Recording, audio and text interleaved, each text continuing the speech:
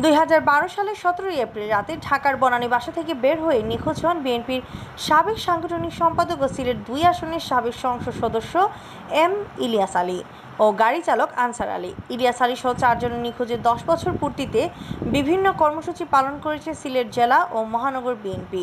কর্মসূচির মধ্যে ছিল সিলেট জেলা প্রশাসকের মাধ্যমে স্বরাষ্ট্রমন্ত্রীর কাছে স্মারকলিপি প্রদান ও প্রতিবাদ সভা, সিলেট জেলা বিএনপির সাবেক সভাপতি ও সাবেক সংসদ সদস্য এম ইলিয়াস আলীর সন্ধান চেয়ে স্বরাষ্ট্রমন্ত্রী বরাবর জেলা প্রশাসকের মাধ্যমে স্মারকলিপি প্রদান করেছে সিলেট জেলা বিএনপি।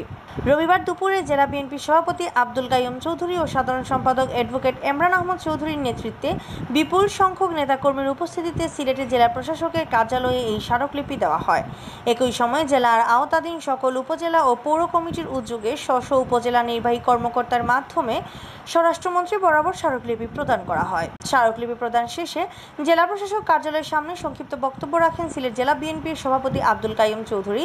স্মারকলিপি প্রদানকালে অন্যান্যদের মধ্যে উপস্থিত ছিলেন জেলা বিএনপির সাবেক আহ্বায়ক কামরুল হুদা জাগিরদার, জেলা সাবেক সাধারণ সম্পাদক অ্যাডভোকেট আব্দুল গাফফার, বিএনপির নেতা অ্যাডভোকেট আশিক উদ্দিন, জেলার সাবেক সাধারণ সম্পাদক আলী আহমদ, সাবেক সহসভাপতি শেখ মকন মিয়া চেয়ারম্যান।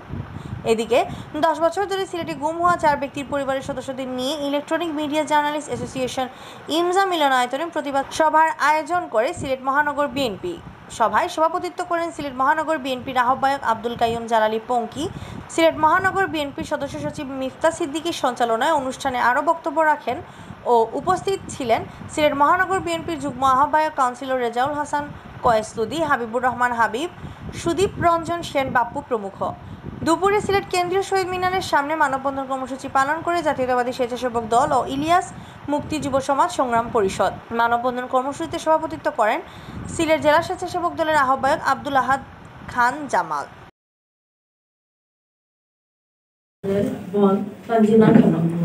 আজ থেকে 10 বছর আগে আমার ভাই ঢাকা থেকে নিখোঁজ হন।